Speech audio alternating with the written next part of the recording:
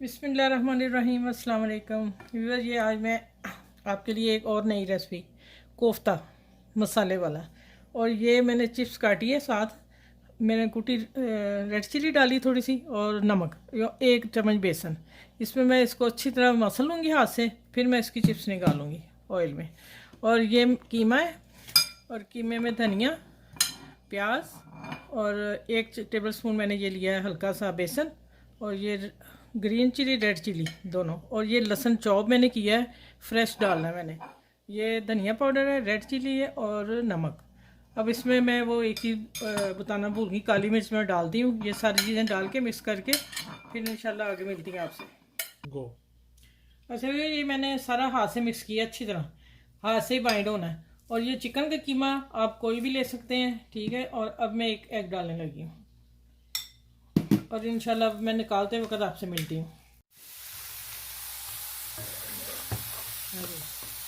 अच्छा, ये मैंने बना लिए गोल, और फिर मैंने इसमें सुराख कर दिया कि अंदर से पक जाए। ये गोल कोफ्ता है, और इसका मसाला तैयार है मेरे पास। मैं फिर आप लोगों को दिखाती हूँ क्या करना है। ये देखिए, चलो इंशाल्लाह ये गोल्डन होते पे मैं निकालती हूँ। अच्छा भैया, ये मैंने मसाला तैयार किया हुआ है, जैसे हंडिया का करते हैं, टमाटर वगैरह अदरक लहसुन डाल के, वो मैंने किया। और ये मैंने फ्राई करके और फिर इसके ऊपर डाल दिया।